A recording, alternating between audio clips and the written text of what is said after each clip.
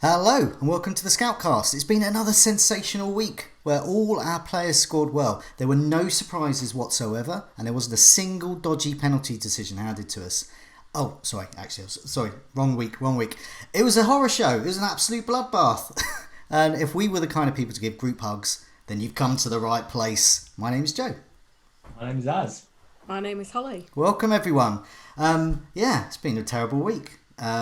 But, we're here to help, and I understand that apart from 4 hours of the community's roughest scores in the rough with the smooth, we've got some other stuff in the show. Az, what's on? It's a good part of the show tonight, I have to say. So as well as that, we're going to talk about Leicester. Just thrashed Man City, the first time Guardiola has ever conceded 5 goals. So what does that mean for our fantasy teams? We're going to start getting some in because they've got some great fixtures on the horizon. Son's out. Who should we be getting in to replace him? Especially with people who are looking to kind of spruce up their midfield a bit. And then we've got penalties. Again, seems like we're talking about it every week. There has been a couple of sort of amendments to the rule today, but we'll talk about what that kind of means going forward. But is it time to give up choosing players on form or with great fixtures and just get in the penalty takers? I mean, if that is the case, Joe, then what is even the point of the Scoutcast? We might as well just stick what is the point of FPL? I know. Sad day. The game's gone. Game's gone. We're going to look ahead to the next 4 fixtures. We're going to talk about our teams now we got on in game week 3. Holly, I'm really hoping that you didn't have a great week because we had Karam on last week and, it was a nightmare, really. We've got plenty of roughs, a couple of smooths, and we're going to be talking about our teams for next week. Okay, yeah. Well, it's my turn to take the Karam slot. So read it and weep. 50 points. How about that? And I never in my wildest dreams at the start of the week could I think I could achieve 50 points. For the benefit of those listening on the podcast, I've got Ryan in goal, Eric Dyer, whoop-de-doo, Robertson and Alexander-Arnold, my stars, Walker Peters in off the bench for Podence, who I brought in, brilliant, Soucek, 6 points, Salah, Kevin De Bruyne, who I brought in, what else do I have? Werner, who I captained, Martial did nothing, Adams got, but look, basically my team, I like double Liverpool defence. I like Salah and De Bruyne as a nice comfort blanket, but the rest of them can just do one. They're just at best average. So I've got a slightly above average game week. I've had another I've had another average game week, and I had a bad game week. So I haven't had a good game week yet this season. So I'm hoping that will change. 50 points. But Holly, you're not far behind, 46 points. So you had 50, but you took a hit, so 46. So yeah, same general park. You took a hit. Just for the benefit of those listening to the podcast, McCarthy, Taylor, Dyer, Alexander-Arnold, and then you've got Fernandes, really good midfield. Fernandes, De Bruyne, Salah, Foden, Soucek, Werner, and Mitrovic. So who was new in? You took a hit. So who was new in and who left? So I went for City players big for game week 3, which obviously didn't pay off in game week 3, but hopefully long term it will. Yeah. So Aubameyang came out for Kevin De Bruyne and Phil Foden came in for Alan St-Maximin. So this team is now very similar to the team that I created when the game launched right at the start of August. So even though it's been just a crazy start to the season, I feel like the players that I've got in now, I know why I picked them because I picked them back in August before I'd even seen any fixtures. So I'm kind of happy to roll with this team now. I was very much on the fence in terms of should I play an early wildcard or not.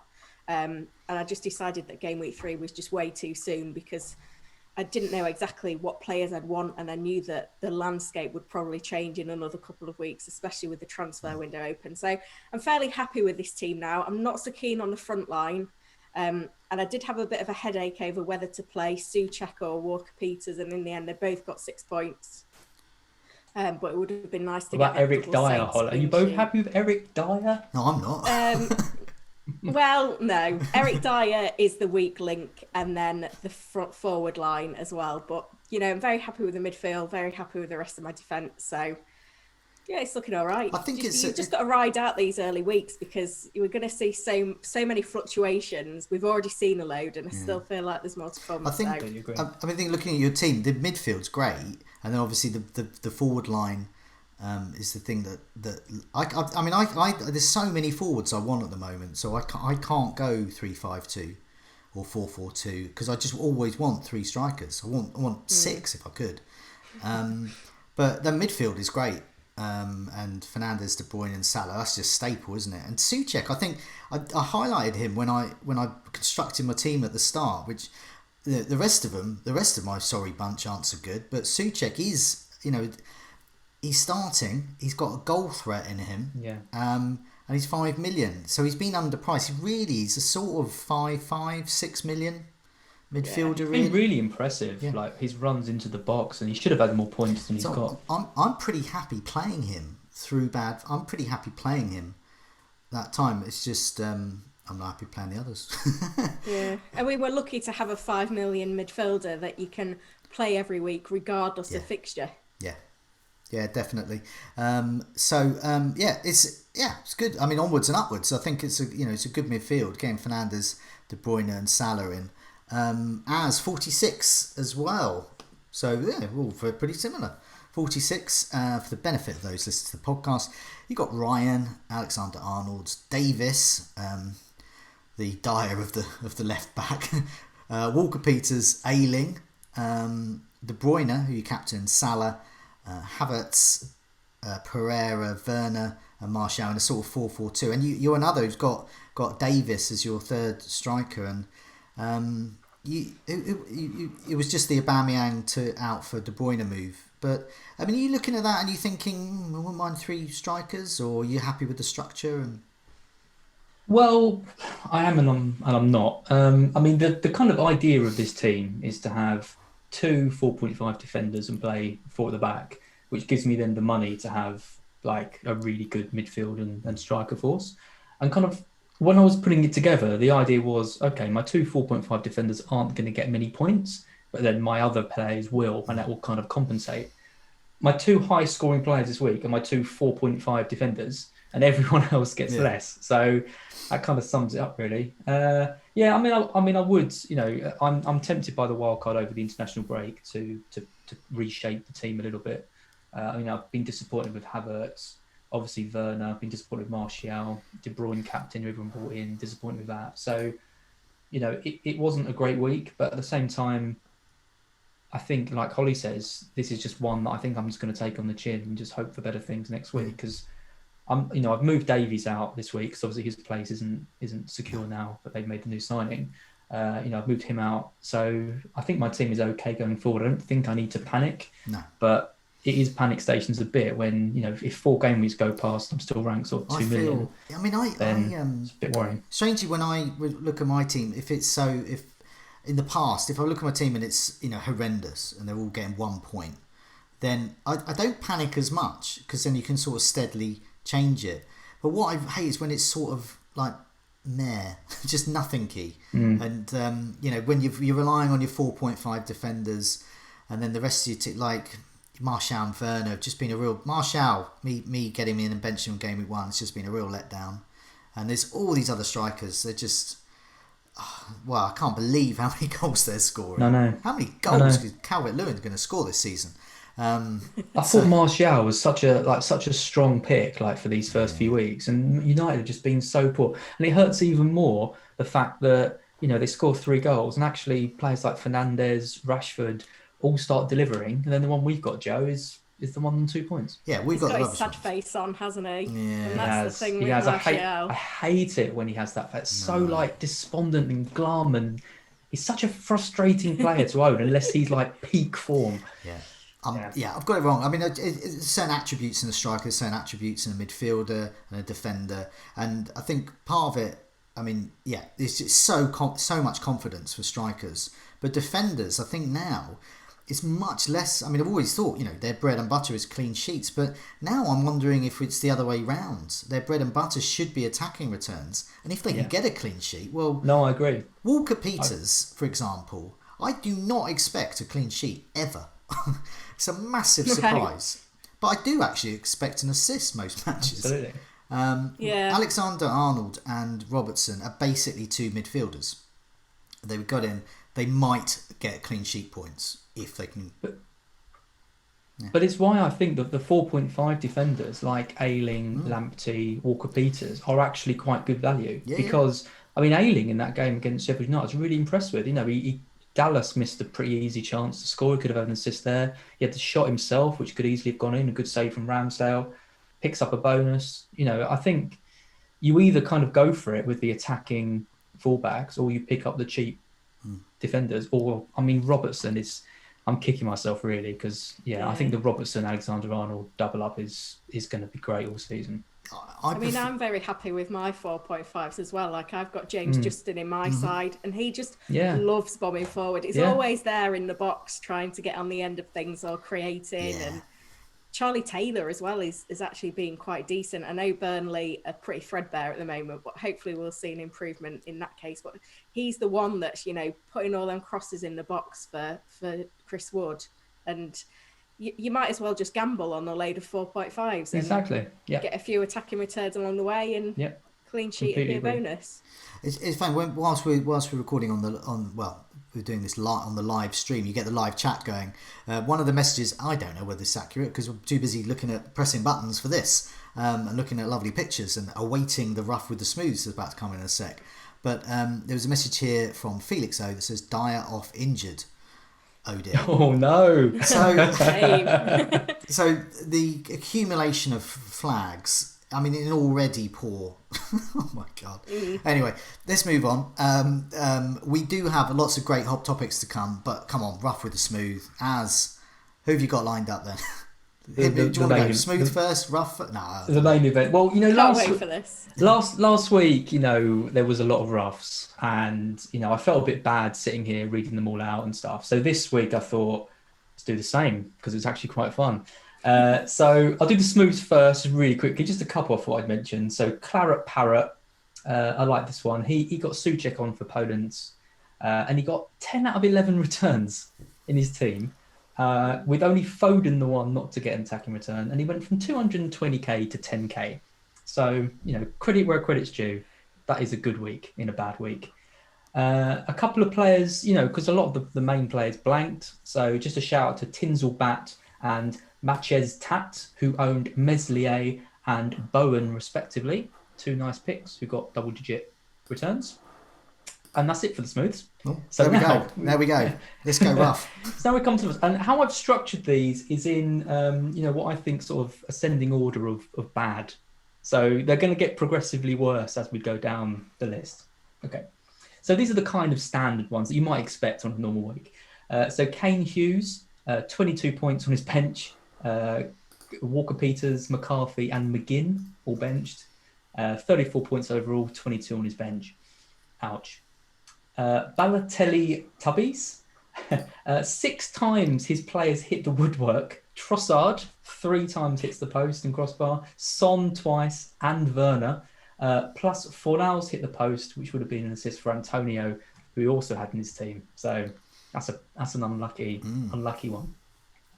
How are these for some just easy transfers? Vardy to Jimenez. Lovely transfer. Vardy away at City. Jimenez away at West Ham. What could possibly go wrong? What could go wrong? Well, one gets a hat-trick and one gets 0. Hot Dogs for Tea also did Vardy to Werner, captain, for a hit. So yeah, we start. See what I mean? We're starting to get a little bit bad now. FPL Toff decided to take a -8. Maybe not the best week to take a -8. He took out Aubameyang. He took out Charlie Taylor. He took out Che Adams. Oh, and he took out Bowen as well. He bought in KDB. He bought in Jimenez. He bought in Burke, and he bought in Mitchell. I think he scored about 4 points between them, which cost him 26 points. These are good moves. No, -8 is always ballsy, but when it goes that bad. So now we're going to move on to wildcards because I'm not boasting, but I wrote an article in the week about maybe saving your wildcard. Maybe that was the patient approach. A lot of people ignored that, and the wildcards were played. So Mr. O'Connell, he wildcarded out Vardy, Ayling, Souček, Harrison, Wilson, Trent. He went triple Wolves, who got 0 points. Double City attack, blanked. Podence benched. Podence not in the squad. Son injured. 35 points, would have got 65 if he hadn't wildcarded. So 30 points down on that. Tamagotchi Massacre. Now, you might remember him. I mentioned him last week. Yeah. Because he had an awful week. Oh, well, he had another one. What a Because he massacre. wildcarded this week. And his old team would have got 30 points more than his new wildcard team. But he advises people to be patient. Maybe, low wildcard teams this week will have great weeks next week. Moving down, Harry Potter. Great name. 22 points this week. Only had 8 points going into yesterday's games, but luckily got some points from Salah and Robertson. He says the -1 from Connor Cody, Sace, and Jimenez captain was particularly bad. Imagine going into that game with 3 Wolves players and your captain and getting -1 point. Oh my God. How is that possible? Hey, Genuinely. I've got just before you say some more, before I forget, there is another one that I got told about. FPL Gazmo. He got 18. I mean, his team's really good, and it does. Anyway, he got Son, De Bruyne, Sterling, he captained Salah, and he also had treble Wolves, Saiz, Vinagre, and Jimenez. There we go, 18 points, and that's a really good team. Yeah. Yeah, well, I mean, I've got FPL Gazmo on here as well. I've also got FPL Merch. I mean, I don't know what's worse. He got 20 points, but it was his wildcard team. So is it better to get 18 points but still have your wildcard, or 20 points and use your wildcard? It depends. Wasting your wildcard. Wasting your wildcard. Wasting your wildcard's classic, isn't it? Well, I often find, I mean, as it's seen, whenever you use your wildcard, you might waste it anyway. So you might as well waste it now. And who knows if you'd have saved it until week whatever, 14 or 10 or something, you might have wasted it then. But, got to be used sometime. I've got 3 more. So these are the 3 worst. So bounce back ability. He got 36 on his wildcard. His old wildcard would have been 71. So 35 lost. He wildcarded out Meslier, Trent, Bruno, and Ings. What? No, that is odd moves. Well, yeah, I mean, Meslier, Leeds haven't exactly looked solid. Bruno was playing deep. Ings, I guess if you're moving to Werner, I can see the logic in them, but obviously didn't work out. So this was the worst wildcard that I could find on Twitter. Hingme, he wildcarded out Bruno. God, this is so bad. He wildcarded out Bruno, Vardy, Walker Peters, Souček, and brought in KDB, Sace, Jimenez, and Podence. He says he's too thick to work out what points he's lost on that, so I did it for him. Nice one. 38 points. 40 points taken out, 2 points brought in. The thing is, I mean, his team's still good though. He's still got a good, nice team. Yeah, you never know. There's still time. That's why we can laugh. But this to me is, in all the years I've done this, Joe, I think this is the worst rough I have ever encountered. Okay, so not building it up too much, but I think this is the worst. So he shoots, he scores on FF Scout. So he did Souček and Vardy to Souček and Vardy to Gabriel Jesus and Podence for a 4-point hit. We then got the injury news about Jesus. They're both injured. And he thought, oh well, obviously I don't want an injured player in my team, so I'll take another hit because it's only going to be 2 points. Guess who he brought in? He brought in Jimenez, who got 0 points. So that is 2 transfers, and that's worth sort of around 34, 38 points. Oh my God! I mean, that's one of those. You just got to move on from that. Just move on quickly. It's like whenever we've had those roughs where people have forgotten to press the wildcard key button, but have just been making loads of transfers, and they end up with like a 50-point hit, and they wonder what's going on. But you just got to move on. It's just be done, dusted, move on. It's an all right. I mean, Souček and Vardy to Podence and Jesus this week was a fine move. Like it shouldn't punish you that much. Yeah. Oh, anyway, that's it. Okay. I Just want to have a week as good as that again. I just want to mention that we do have a couple of Fantasy Football Scout mini leagues as well, and the leader of our mini league, main one, is Idi Marzuk, who is 73rd overall, 121 points in game week 2, followed up with a nice 57 in game week 3, but did wildcard in order to get that. Meanwhile, we have a community members league as well. The new leader is Hamdi Samhi, who is 145th overall, and this is, I don't know whether this is rough or smooth, but this is his tale. He used a chip each week. It's only game week 4. He's used all his chips. he triple captained in game week 1. In game week 2 he wild carded, and then he bench boosted last week. So he's off to a flyer. Give him that. He's also won £50 voucher, the best team of the month in the community members league. Fair enough, yeah, 50 quid. But yeah, we need to Hamdi, you just stop using chips. If you've got any left, just stop using them. You don't get one every week. That's sort of your lot now. Let's move on to some community questions, and this is what people want to ask us about now. Leicester and Jamie Vardy in particular, but also there's a whole bunch of people there. We've got some stats up on the screen as well to help people. So just beaten City. They've got a nailed on golden boot winning forward who has a bit of a hip injury, but he's had that for years. So plenty of goals and assists from midfield, and the defence is looking good too, with attacking threats, particularly in Castagna. And you've also mentioned Justin as well before. Full of differentials, and the masses have spied their value with plenty of transfers in. They are going up in price this week. West Ham, Villa and Leeds in their next 4. Pretty good team to target.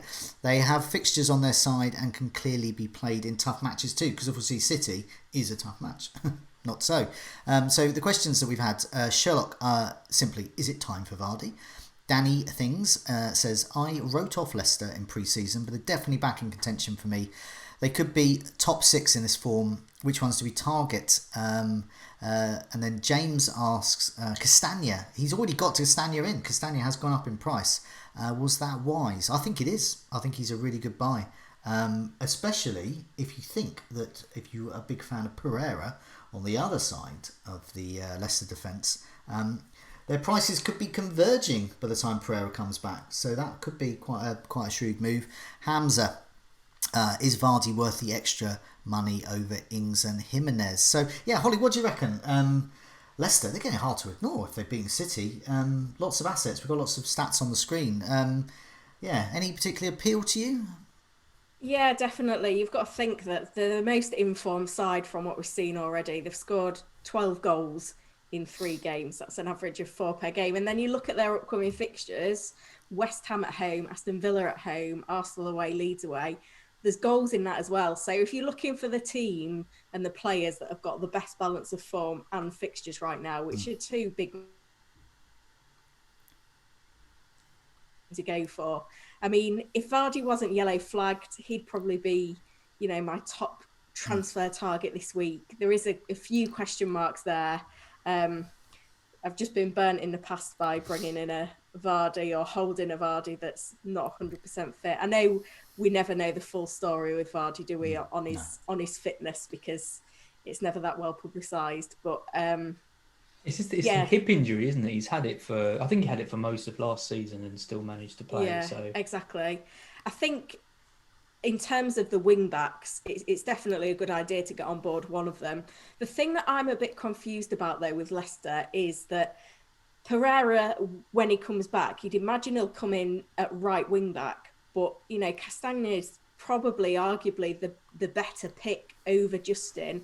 So what's going to happen with that Leicester defence? Where is Pereira coming in and who's dropping out? I mean, it's not an issue that we're going to have to deal with until, Well, Castagna can play both sides, so I would imagine it would be Castagna one side, full one wing back, and then Pereira the other. That would be the ideal world. Because Justin's being played, I understand, in a 3 at the back, a sort of one that likes to go forward. No, he's been playing on the fullback. Has he been playing at fullback? Wing back. Yeah, and that's the confusing thing, because if Castagne's going to be on the left when Pereira's back, why isn't he playing on the left already with Justin on the right, and then it's automatically Justin who drops out when Pereira's back? So there are a few question marks there for me. Although I think your sort of train of thought, Joe, is the one that's sort of more established in the community right now.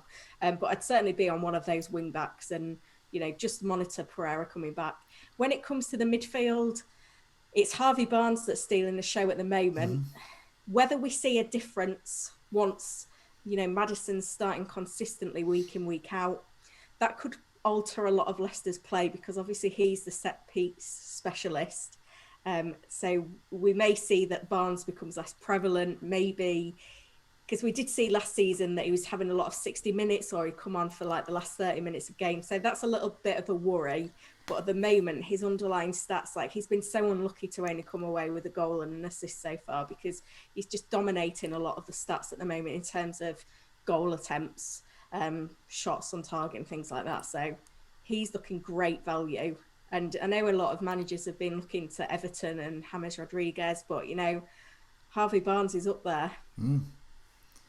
Yeah, definitely. I mean, I think when you look at it, it's like you want the next shiny thing, and some of them are keeps like. So, for example, Calvert-Lewin and Richarlison, great FPL assets. Richarlison on penalties, Calvert-Lewin is Gary Lineker, but Rodriguez, I'm not sure about. Is he the assister of the assister? Is he going to just get 2 points but yet be the best player on the pitch? I'm not sure about. But with Leicester, there is uncertainty as well in some of them. So, for example, Barnes, great stats, but then when you watch his shots, he seems to just shoot at the keeper quite weakly, a lot. And I think it's because he's not a striker, really. But he has a go, and against some of the weaker teams, they're going to go in, and we've seen him, rack up huge scores, and then also do nothing certain weeks. So he's a funny one with the stats, but I do like him. Obviously, Vardy, we know about him. He's just so clinical. Tielemans is quite interesting. Look at that, 19 corners. Now, if he's ticking along nicely, the rest of the team does, and I'm still not sure he himself is a good FPL asset, but I quite like him. And then Castagne I really like. I think he's a good price, because you can run away from him. you can get down to Reece James. You could get down to loads of different. Oh, this again, Joe. Yeah, but was it the new Wolves fullback and wingback Samadi, is it?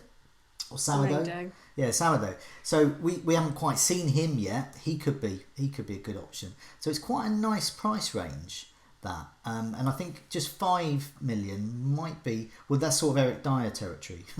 And you need a little bit more for Reece James. So I quite like that. Justin's got the value. Pereira's going to be back probably end of October now, beginning of November. We'll get more updates on that. So yeah, he could still be good to go for a while. But yeah, and I think those fixtures are great. West Ham, Villa, Arsenal, Leeds, and then Wolves. And we've seen, Arsenal and Wolves are, not as rigid as we thought. What do you reckon? Do you have any Leicester players? Are you considering any? No, and I mean, I'm guilty of, like a lot of people, of sort of writing them off before the season started. I didn't even factor getting any of them in. I thought they'd still be a bit despondent after their awful end to the season last year, and with injuries to players, and I actually thought they had suspensions to centre backs at the start of the season, and I thought they'd been for quite a rough entry, and they've just been absolutely brilliant. So fair play to them. It's frustrating with Leicester because I'd like a few more weeks to kind of look at them and see, because they're making quite a few new signings. I mean, they've got Fofana, centre back who's been linked. They've got this Under guy who's coming in. Maddison has been injured, and now he's coming back and seeing, like Holly said. And then they've got Pereira coming back. So they're not even full strength, really, and they're doing as well as they are. So I'd like to see how they kind of do set up in a few weeks. But like you said, you haven't really got the time because the fixtures are so good. It feels like if you're going to get on them, then get on them now. I mean, really, the two that I'd be looking at are, Castagne, he's 5.7 now, which is 5.5. If you got him at 5.5, I think you can be so happy with that move because he just keeps delivering these assists, comes straight into the team, getting attacking returns every week. Perfect. Now his price is going up, 5.7, 5.8. He's becoming a bit more of a kind of premium defender pick. And he's hard to get to unless you've got some kind of money stashed around. So I think he is probably the best option around that price. I wanted him this week, but I've gone for Semedo instead as my Davies replacement. Spoiler alert. But I probably would have gone for Castagna if he was the same price. Vardy though, I mean, you can't ignore Vardy. I mean, you look at his shots. I saw a graph of his shots this season, and the biggest heat map for his shots are the penalty spot. He isn't taking shots. He isn't getting chances. He isn't doing, like he said in the game against City. His job was to basically man mark Rodri, and that's why he was so deep and coming so deep for the ball, which is so unlike him. But he's just devastating, still causing damage, and he's a stats buster. But look at this. I mean, 6 goal attempts, 5 goals, and then what's it? Is that 5? Well, looking at that, 5 or 6 or penalties. Yeah, I mean that's because it's what he does. Unbelievable. It's unbelievable. It's either a penalty or it's just clinical. 5 on target. But you think if anything, Vardy's going to become a better and better option as the season goes on because Leicester are going to strengthen in terms of the players they're going to bring in. He is going to get better. He's going to get more chances because he's not going to keep having like 1 shot a game or 0 shots because he's one of the best strikers in the league. Penalties are probably going to carry on even with the new rules they've got. So I think from someone who I wasn't considering even going near at all at the start of the season, suddenly I'm thinking actually he could be one of the best value strikers in the whole game. So Vardy's the one for me again. I'm not so keen on Vardy, but that's not because I don't want all his lovely goals or I'm some kind of skeptic about these stats because he will do this all season. It's more his price. So he's 10 million, which for what he delivers could arguably be good. But when you consider Robertson, Alexander-Arnold, when you consider KDB, Salah, Harvey Barnes, you consider all of those things, and then you look at the strike force. So I think Calvert-Lewin, Ings, and Jimenez currently offer better value because they're cheaper, and I think they're an affordable front line. Once you put Vardy in there, then you've got Vardy in instead of say Ings, then you've got to scrimp back on Jimenez probably. I think Vardy over Ings. Yeah, any day. Oh yeah. Give me 110 million transfer budget, and I'm all with you. Yeah, obviously I want Fernandes in midfield. I want Salah, KDB. You can't have them all. And I like to spread the money around a bit more, and I don't think I've done that very well at the start of the season. I think the Werner and Martial, I don't want to go even higher there. I want to go a bit lower. I think there's a lot of value there, and then I'd like to spread that money around. Like Castagna, I want a Castagna. I want some of that. I would love Harvey Barnes. And there's even more. Well, let's come to this now. So Son's out injured. He's in a third of teams. Well, he was in around a third of teams. But it's still interesting who we should get as midfield targets as well. But obviously a particular interest if you've got Son and looking for a replacement. Holly, what's all this about?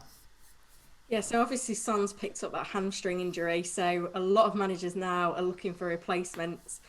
And he's in about a third of managers' teams. So there's a lot. I know none of us have got Son, but there'll be a lot of people out there shopping for a new midfielder this week.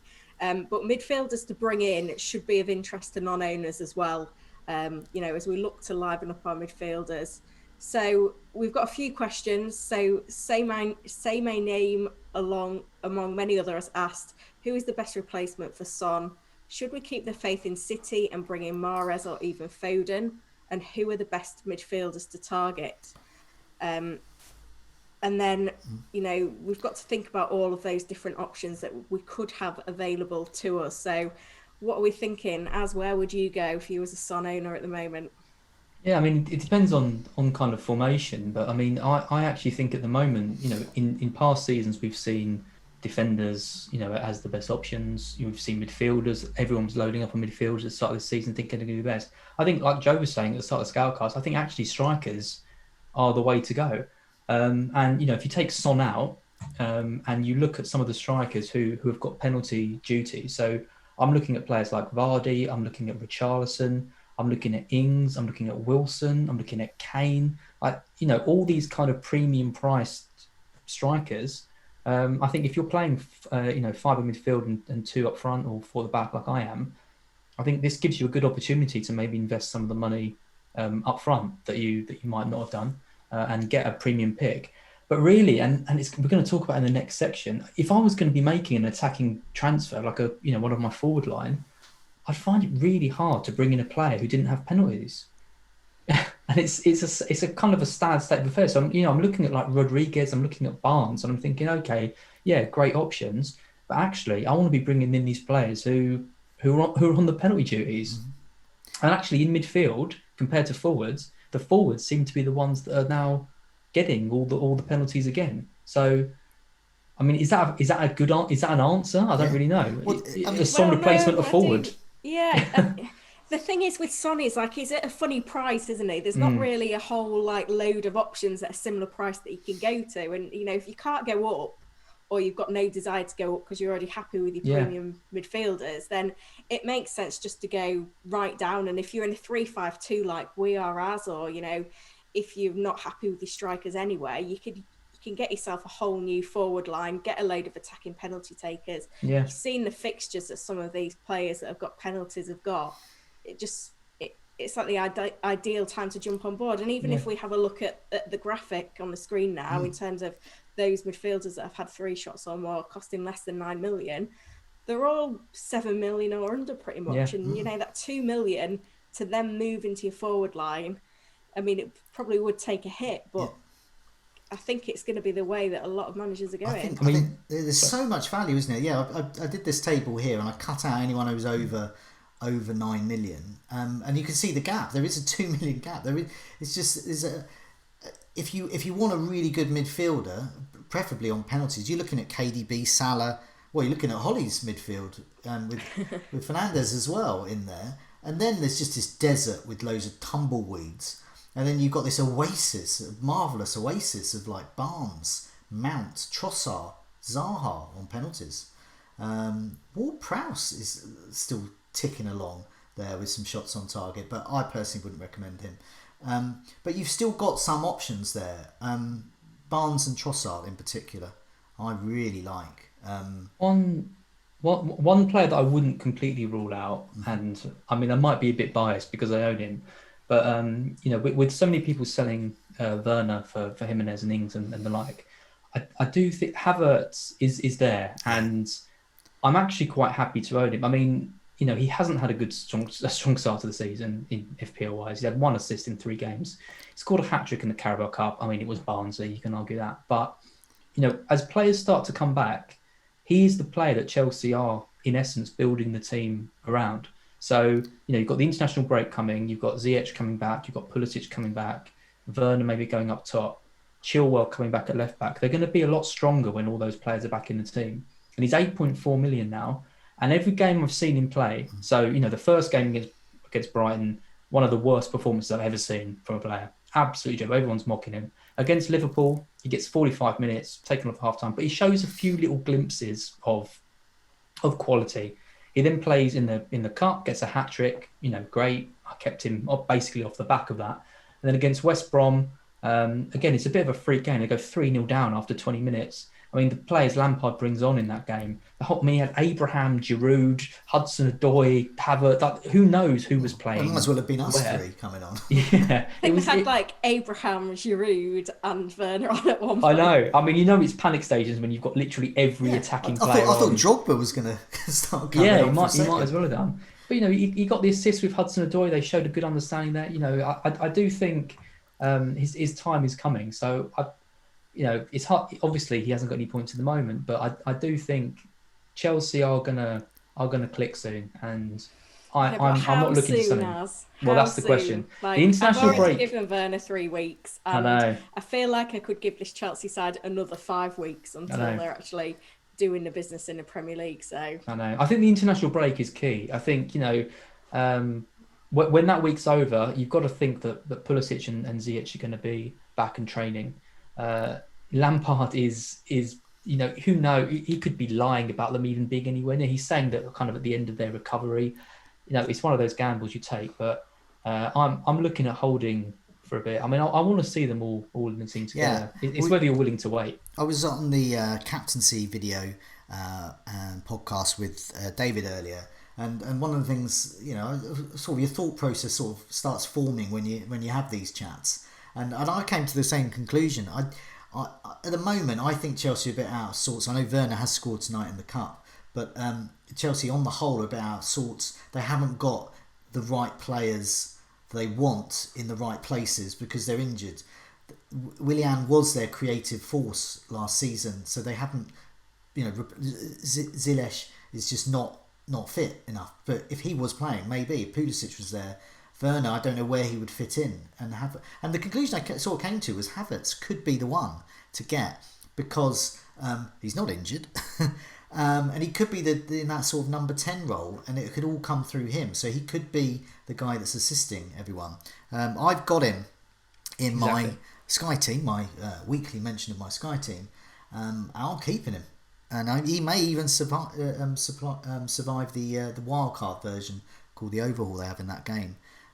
But yeah, so it's sort of a watch really. But for the moment, when all of the strikers we've just mentioned, all of the midfielders we've just mentioned, I don't think Werner can compete. For 5 million more, for 0.5 more, you can get Vardy. For considerably less, you can get Calvert-Lewin. For $1 million less, you can get more than $1 million less, you can get Ings. I don't think Werner can compete currently. No, and he's stuck on the wing because it looks like they've got no wingers. That's the problem. He doesn't trust Hudson-Odoi. Pulisic is unfit. Ziyech is unfit. So he has to really play Werner on the left, and then Giroud or Abraham up front. So he's a winger. Something interesting that David was saying about if Werner is playing on the left, the Palace's weakness is on the right. So if Werner is to get his first Premier League goal, then this could be the weekend. But for the time being, I think at the moment, famous last words, but I think he's a bit of a sell compared to the others and compared to the other fixtures that are there and the money you can get. I'm going to go back into Chelsea in a few weeks, but I want to see, We've got Martial and Werner, Joe. It's horrible. I know. I said that was my opening gambit. I hate them all. I hate all my team apart from my Liverpool so many lads. Forwards, and then the ones that you've got in your team you hate, it's just so frustrating. The problem is that they've got potential. You know that you could sell them, and they could both have blinding weeks in the week to go. But like you said, Holly, how long do you keep that patience with them before you're just being stubborn? It's really hard to find the balance. The thing is with Werner, though, I was actually quite pleased when I saw the team sheet come out to see him on the left, because I think, you look at his stats from the Bundesliga, and he's actually quite effective out there. But the thing is, if he plays out on the left, they've not got, a good enough central striker to support him. And the other side of things is, if he is on the left, is a striker. And if he was a midfielder, great stuff. But if he's a striker playing out on the left, I'm just not interested. You can't pay 9.4 million for a striker who's playing effectively as a midfielder. No, you see, that isn't on penalties. No, exactly. It's the wrong way around. When FPL, in their wisdom, correct wisdom, have placed the likes of Salah, Mane, Aubameyang, who are effectively forwards, but they're playing out from the wing. Son, another example. Meanwhile, you're getting less points for Werner. So at the moment, it counts against Werner for me. But that's not to say, let's not hold me to for the rest of the season. I'm never going to get him in. I just want to, they're basically, Chelsea got their knickers in a twist. They don't know what's going on. And as soon as they sort themselves out, then I'll go for them. So we talked a bit about penalty takers. So I've got some pictures here of from the Fantasy Football Scout website. I think it's Neil who compiles this particular one. So apologies if it's someone else. But this is all the penalty takers for all the teams. So we can see the list there. So these are the types of players, if we think there are going to be more penalties, and which then there does appear to be. So while this picture's up here, people can have a look at that, and we'll sort of refer to that for the benefit of the podcast listeners. But penalty takers, what's this all about? Well, my advice to anyone watching and listening to this is to screen grab the current picture that you have on the screen. And when you're making a transfer, have a look at this list. Is the player I'm bringing in on this list? And if they are, great. If they're not, maybe reconsider, because it is just all about penalties at the moment. It is absolutely ridiculous. And like I said earlier, it makes me sad. I am basing decisions I make based on wanting to get more penalty takers into my team. So I'm for the benefit of people listening, I'm going to run through the main penalty takers from this graph. So these are the players who I think at the moment are probably the best option you could bring in. So Arsenal, you've got Aubameyang. Aston Villa, you've got Wesley, who doesn't really play, El Ghazi and Grealish. Brighton, you've got Mopay. Burnley, you've got Barnes and Chris Wood. Chelsea, you've got Jorginho. I think Werner is probably second in line. Yeah, we don't know yet, but yeah, it could be. We don't really know, but it could be. Otherwise, you've got Barkley and Abraham. Palace, you've got Milivojevic. Zaha has been taking them recently. Everton, Sigurdsson and Richarlison, absolutely key, I think. Richarlison took the penalty at the weekend. I don't think Rodriguez was on the pitch at the time. Someone might correct me if I'm wrong. It could potentially still be Rodriguez, but I mean, it was a good penalty from Richarlison, so I don't see why he wouldn't carry on taking them. He has been to the Kevin Morales school of, I'm sorry, that ball is mine. Yeah, and there ain't no way that anyone is going to get that ball if Richarlison's on the pitch. He's to get off the mark. He will have that. So that is in reference to the famous incident when Leighton Baines, the fabulous defending penalty-taking wizard of many an FPL season for Everton, and then usually takes the penalty, and then Kevin Morales came along, nicked the ball off him, and then promptly missed. So that was very annoying. Richarlison has got that, but he's actually slotting them home as well. So and actually, I think if I'm looking at bringing in one of Calvert-Lewin or Richarlison, I think those penalties for Richarlison puts him above Calvert-Lewin for me. The price difference now is getting closer. Calvert-Lewin at 7.4, Richarlison at 8. Suddenly, it's not as much as it maybe was. Fulham, Mitrovic, obviously. Leeds, you've got Click. Leicester, Vardy. Liverpool, Salah. City, De Bruyne. United, Fernandes. Newcastle, Wilson. Sheffield United, we actually saw Lundstrom step up, but Norwood as well is there. Southampton, Ings. That's a change this season. Ings has decided, massive. I don't want to mess around with the golden, not getting the golden boot anymore. He wants it. Massive. Spurs, Kane, West Brom. West Brom's an interesting one. According to Gemma on Twitter, it's any striker that's playing. Normally gets them. It's a who's who of the Championship from 10 years ago. So I'd love it to be Pereira because I've got him, but it looks likely it's going to be Austin or Robson Canu or Callum Robinson maybe. Robson's Canu even. West Ham, Antonio now at 6.5, and Wolves is Jimenez. And what I really like about that list that we just read out is that in past seasons there's often been like a really kind of deep-lying playmaker, defensive midfield, abstract player who you'd never consider for your team but happens to take penalties. Whereas now I'm looking at that list and thinking, actually, these are players who are good options by their own right, even if they didn't have penalties. Suddenly you add penalties into that, they're amazing shouts. So these are definitely the guys I'm targeting. Holly, what do you think about penalties? I mean, it's crazy, right? It is crazy. I mean, the numbers that we've seen so far are not sustainable, and we are going to get a regression. And, there's been rumours tonight coming out of The Athletic that they are going to be changing this handball rule slightly as well. But we're still seeing a lot of penalties, even despite that handball. I think 6 of the 20 penalties we've seen so far have been with that new handball rule implemented. Some would still count under any tweaks to the rules, but to have 14 penalties that aren't to do with handball already this season is still colossal compared to previous seasons. And I think there's a bit of a lag in terms of, sloppy defending and stuff like that that's contributing to this because of, the whole Project Restart, short pre-season and all that stuff. But certainly for now, we need to take note and take advantage. And the thing that I want to do a bit more research into is not just picking any penalty taker willy-nilly just because they take penalties, but actually looking at which teams are having a high volume of shots and a high number of touches in the box, because they're the things that are going to generate the penalties to help us signpost which teams are the best to invest in. And, you look at the historic data and, Manchester United and Manchester City are the key ones. Yeah. And that's why Bruno Fernandes is in my team. And, I'm really backing him I can see him getting 300 points this season, especially if this penalty situation stays the way it is. But the thing is with Bruno, he's not going to deserve to get 300 points this season, but he's going to get jammy things like a penalty after the final whistle. Don't.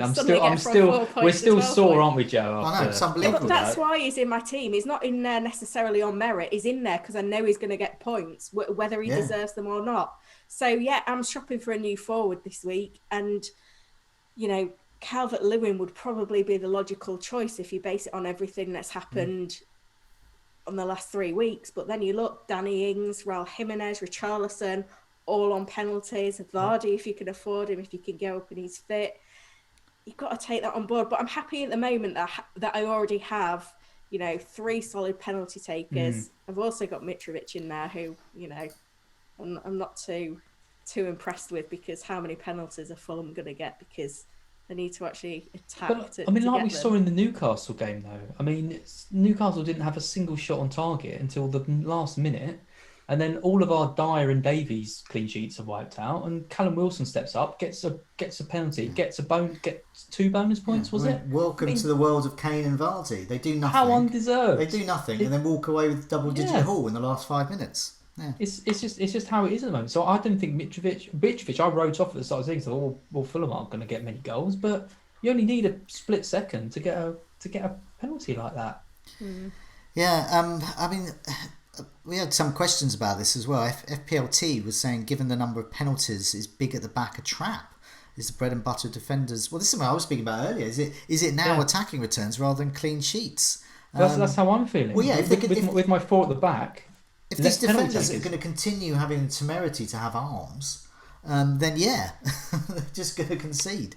Should we, LFC Surge, should we think more deeply about goalkeepers who are expert at saving penalties? So that's the Tim Krul memorandum there. So have a look at that. Fabianski's pretty handy on that in that regard. That's a bit far, isn't it? But yeah, the FPL Pep Talk talks about the new handball rule. But yeah, this was the latest tweet that came out from Laura Williamson, who's one of the senior editors at The Athletic, and she was saying Premier League referees will be told to show greater leniency in handball decisions from this weekend. For me, it's a wait and see. I mean, currently in my rubbish team, I've got 2 penalty takers, the ones everyone has, KDB and Salah. I have no others. So I need to address that.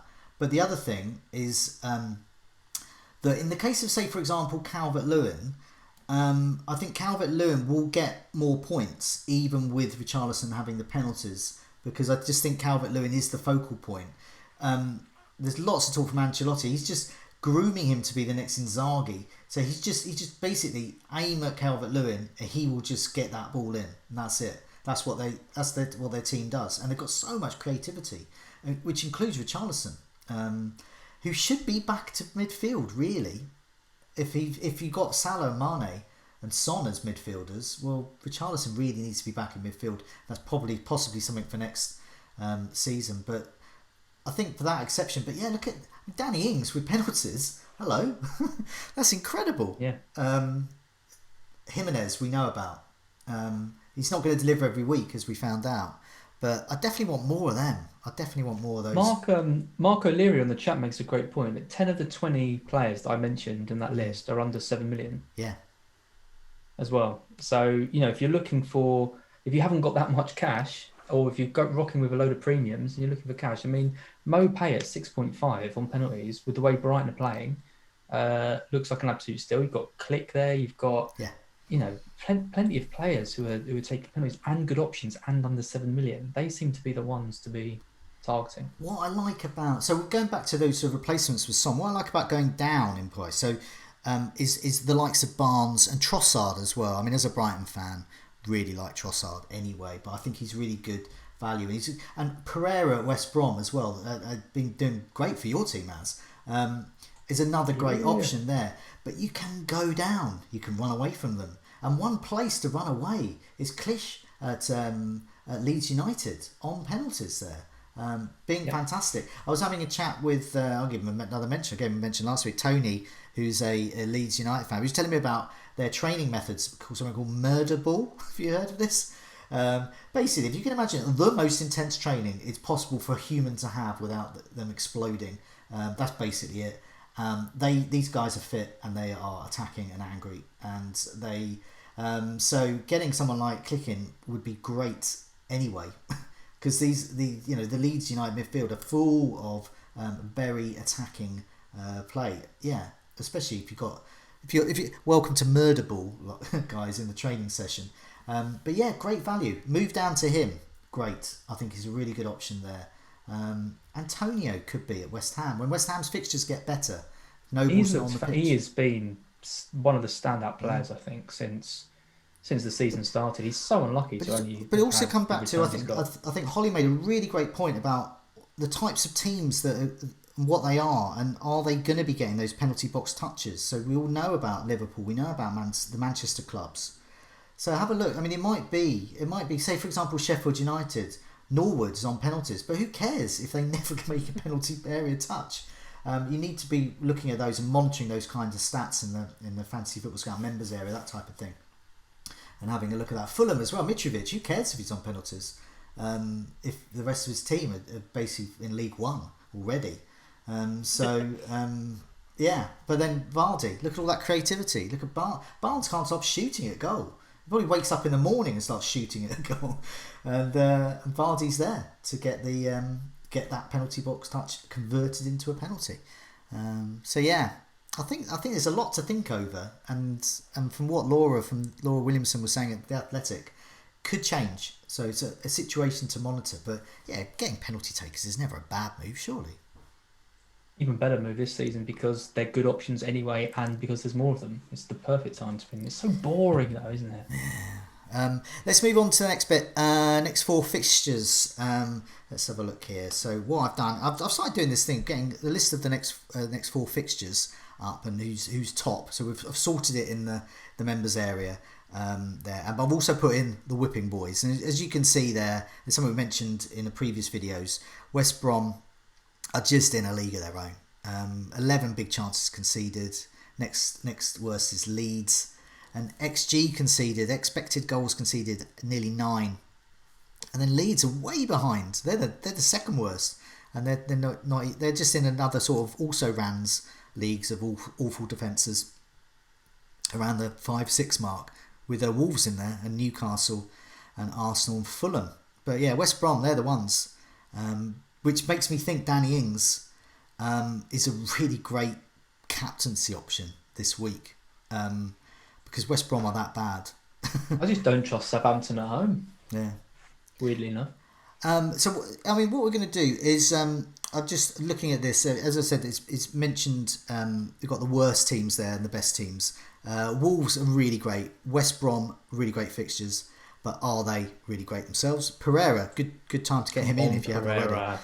Leicester, as we've already talked about their fixtures. Southampton, great fixtures still. Liverpool, really good.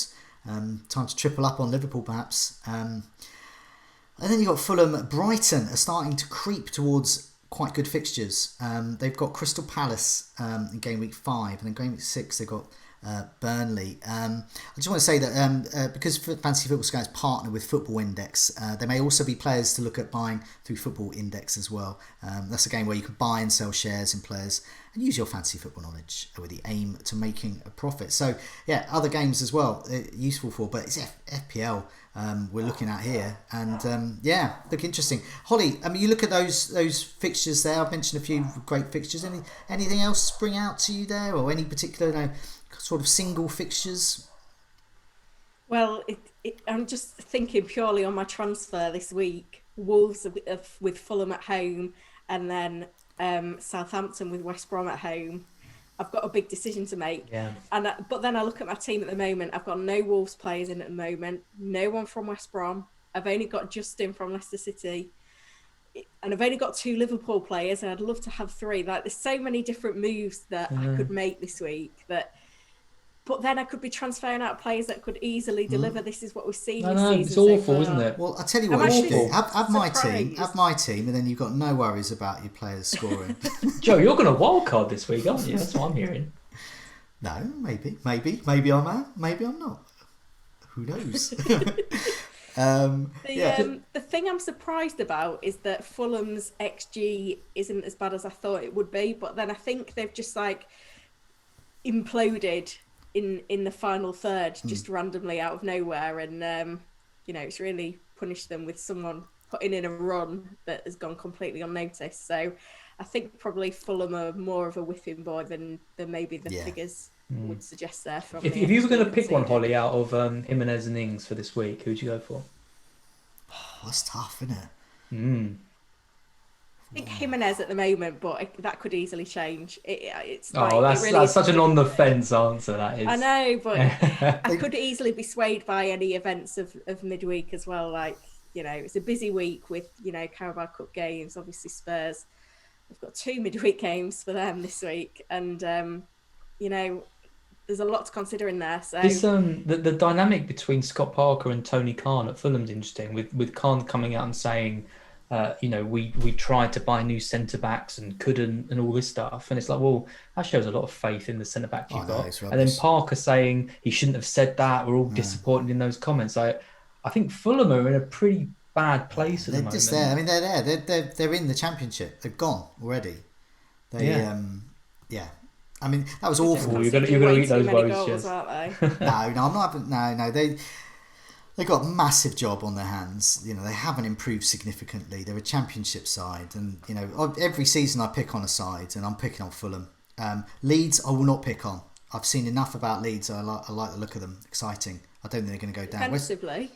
West Brom might go down, but I think Leeds have exciting. Been, from looking at the XG conceded for Leeds, I think they've been quite lucky, haven't they? Because but they just keep attacking. They just don't. Yeah, and that's what you want as a football fan and an FPL manager as well. You want a bit of attack. You want. I mean, Dallas as well. It's practically playing midfield again. And City this week though. Yeah, that's tough this week. But on the whole, they've got a lot of options. I look at Fulham and no. Just not that interested in them. But there's some interesting ones. Burnley, I think, are quite interesting. Always hovering around. Newcastle and West Brom coming up next. And then Tottenham and Chelsea at home. You never know with Burnley at home. So if Nick Pope's on it, and if their defenders come back, I think Charlie Taylor could be a good option anyway. To be, if they are going to be any attacking points from defence. But yeah, you can see how bad West Ham's fixtures are. But Souček, maybe. But Sheffield United and Arsenal right the way down there. So I wouldn't if you're looking at a team and you've got Arsenal, Sheffield United, and lots of West Ham, then you possibly need some other players in there. Souček, I think, is fine. But yeah. Before we move on to a differential, because it's Holly's turn, I'll explain why she's just onto a winner, even if she picks my dog who was barking earlier. You're going to be on a winner. But I just want to say that you can sign up for Football Index today and take advantage of their 7-day £500 money back guarantee. There's a link in the description below to sign up, as well as a link to check out the full terms and conditions. This is for 18 plus only. Please gamble responsibly. You can check out begambleaware.org. There's a link for this in the description as well. So yeah, I mentioned differentials, Holly. Last week Karen picked Jesus, who was injured and never played. He's out for a month. As you picked Podence, who is injured, but he did pick up an assist. And I chose Ali, who's just basically been dropped off the face of the earth by Mourinho. That's the worst one. I don't even know if Ali's on this planet anymore, let alone anywhere near the Spurs team. Holly, you can do better. I'm not just saying that facetiously. You literally can do better. There's high expectations as well, because the last time I chose a differential, it was Bruno Fernandes, and look what he did. Yeah. I did actually have one picked out who was under 5% owned this afternoon, and has now gone above that 5% ownership, which is Harvey Barnes. So I've had to go back to the drawing board because he's no longer eligible. But I've stayed in the midfield price bracket. Another Son replacement that we didn't give a mention to before, Riyad Mahrez. Hello. There's a lack of options for Pep at the moment in that Man City attack, and with the likes of either Sterling or Foden looking like they're going to have to play that false nine role, that could mean that Mahrez has very little competition on that right-hand side, and he was the star of the show against Leicester City. Now, I know he was against his old club, and, it's always a good opportunity to turn things on. But, Leeds United next, Arsenal, and then West Ham and Sheffield United. It's not a bad run of fixtures for City. 3 of them away, but, I can see Mahrez getting a couple of double-digit holes in there. You might get an odd one out of him somewhere, which would be a shame, but he's an explosive player, isn't he? And hopefully we're going to get a couple of explosive performances from him. 3.2% owned. This is it. Love it. It's a great pick. This is the moment. They're going to look back in this in the history books of the, in the Scoutcast section of all well-known history books. And it's going to say, this is the moment where someone finally got a differential right in this season. Riyad Mahrez, great option, especially with Jesus and Aguero out. Because Mahrez can play really up front. He can play, he's going to play in that front three somewhere. And obviously I think he can thrive in that, especially against a team like Leeds. I think you're going to be off to a flyer there. 3% owned, Mahrez. That is crazy. He was one of the top 4 or 5 point scorers last season, wasn't he? Just even playing less minutes. I'm tempted by Mahrez. Double digits for goals and assists last season. But I am aware that now I want him, Holly. What are you doing to him? His time is limited in a way, because once you get Jesus and Aguero back, then Mahrez goes back to being that even bigger rotation risk. Now, I owned him for a lot of last season towards the end, and I got some great hauls out of him, but I also got some no-shows, some 1 points and 2 points as well, and that's what you kind of got to put up with Mahrez. You have to accept the rotation. But once you can accept that, and you can be at ease with yourself about that, it's actually 175 points Mahrez got last season. That is big numbers. From 1900 minutes as well. So that's 60%. And even if you don't see him in the starting lineup, doesn't matter. I remember, was it the last game of the season? I had Mahrez in my team. There was team leaks, and some people took him out, and I kept him. And lots of other people did. Didn't see the team news, and sure enough, he came on and got points, and that's what happens with Mahrez. But we approve. Lots of approval here. Hopefully, he'll actually play. Let's move on to our team reveals. We're looking at our transfers and captaincy. I'll go first because I'm not sure. So this was my team. Still is Robertson, Alexander-Arnold, Walker, Ryan, Souček. I like Souček, but I don't like him for this fixture. But De Bruyne, Salah, like Podence. Oh dear, Podence. Martial, Adams, who is not Ings, and Werner. And then on my bench, just loads of wildcards come in. Just loads of flags. Sense it. I can just sense loads it of flags, and it's just not looking. Anyway, so let's move on. Let's have a look at your team then. You're not even going to do a rundown of it. You're just literally. You're so upset with them that you won't even talk about Liverpool them. defenders: De Bruyne, Salah, some blokes, and Souček. That's it. That's my team. You have Ryan in goal. Semedo, who's new in, which you teased earlier. Alexander-Arnold, Walker-Peters, Ayling, and you got De Bruyne, Salah, Havertz, Pereira, Werner, and Martial. And then in a 4-4-2, and on your bench you got Nyland, Mitchell, Basuma, and Davis. So yeah, I mean, you've made your change. Why did you go for him in the end? Not one of the Leicester guys or anyone else? Why did you go for Semedo? I mean, I had to prioritise. I'm trying to prioritise this season, getting rid of my weak links, and Ben Davies is the epitome of a weak link. God, you should try having Eric Dyer, mate. Yeah. Well, at least he's going to play. I mean, Davies now with Red Julian, I can't pronounce his name. Where he is, he's awesome. Not going to play. So not only was he a bad option when he played, he's an even worse option not playing. So I like Semedo. I mean, Wolves are an interesting one because I think people are forgetting that they've had quite a big overhaul to their squad this season. I mean, Johnny's injured. They've had Doherty leaving, Jota's leaving.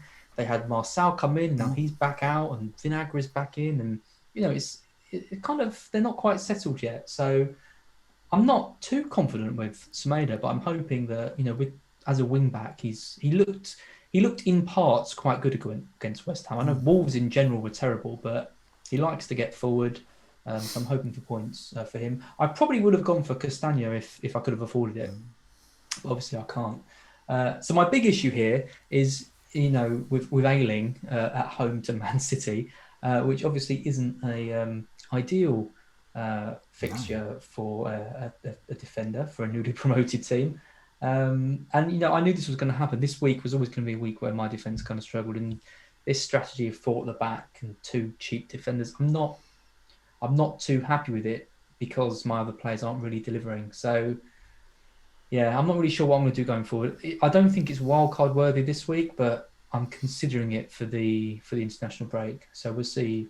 We'll kind of see how it goes. But I mean, the good thing about Ayling is he gets forward, and City were quite vulnerable to the flanks against Leicester. So I'm hoping that I don't think Leeds are going to sit back and defend, because that's not how Bielsa sets them up. Well, exactly. No. So I think Ayling is going to cause some problems, and so is Dallas on the other side. So I hope maybe he can come away with that with less than -1. That's the hope, and my other players can deliver. So yeah, I think my team's all right for this week. It'll do. Holly, let's have a look at your team. You have McCarthy against West Brom, Walker Peters, so double Southampton defence, Alexander Arnold, Eric Dyer, my favourite, Souček, Salah, Fernandes, De Bruyne. What a great heart of midfield that is. Foden there, Werner and Mitrovic, and then on your bench you've got Nyland, Taylor, Justin and Davis. De Bruyne captain. Yeah, I mean, are you going to make any changes, or just sort of leave it as it is?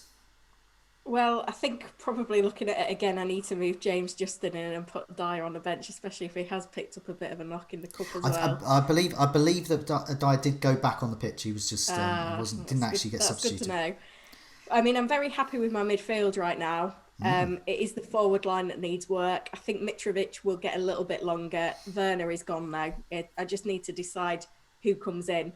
But having made early transfers the last couple of weeks, because I've got a little bit of money now to work with in terms of whether I bring in, it's probably going to be Ings or Jimenez. I don't need to make that decision right away, so I probably won't make the change until Friday. Captaincy, I feel like it's a really tricky one this week. I mean, I'd said to myself at the start of the season I was going to captain a premium player at home, which would be Bruno Fernandes. But you really are gambling on the luck element there with that game at home to Spurs. But Spurs are going to be tired. Like they're playing tonight, they're playing on Thursday. That's going to be 12 points to Fernandes, 12 to Kane. Score both in a penalty flurry in the last 5 minutes, and they're both going to do nothing. I think KDB has to get it. You look at the stats of that Leeds defence, and it just seems like a no-brainer. And City need a reaction. They've got 3 points. I know they've got a game in hand, but dropping that 3 points to Leicester and then seeing Liverpool sat on 9 points and they're only on 3, that's massive. Yeah. This early in the season, that is huge in that title race. So.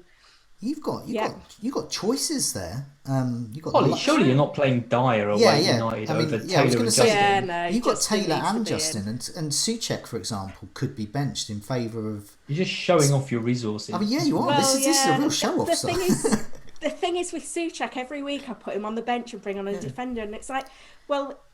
We've basically said, haven't we, that we're not expecting loads of clean sheets. So I'm gambling on a defender getting an assist over Souček, potentially getting a goal from a set piece. So I think Souček is in my squad. I've got to start him in a 3-5-2. If Newcastle don't get a penalty, I think Taylor could be good for a clean sheet there. Justin, get Justin in for Dyer, and then you've got choice. Okay, I'm jealous. Wish I had choice. I've got no choice. My choice this week is Ayling versus City, Mitchell versus Chelsea, or Bissouma versus Everton. I don't want to play any of those 3. Yeah, it's like that. I wish I had Taylor, Justin, and Souček to choose from. I've got Dyer, Mitchell, Podence. Oh God! You are so wildcarding this week. You're not even hiding it. I'm too busy vomiting to wildcard. When I look at this team. Yeah, it'd be a panicked Saturday morning wildcard, I reckon. Yeah, it's one of those though, but he's like played it down, like he's backing himself into a corner. I think if I was to have wildcarded, I would have done it on last Saturday. So you're gonna be so miserable all week, Joe, and you're not gonna do it. No, I would have done it on Saturday. Yeah, so you're going to have a miserable week, What? vomiting at your team all week.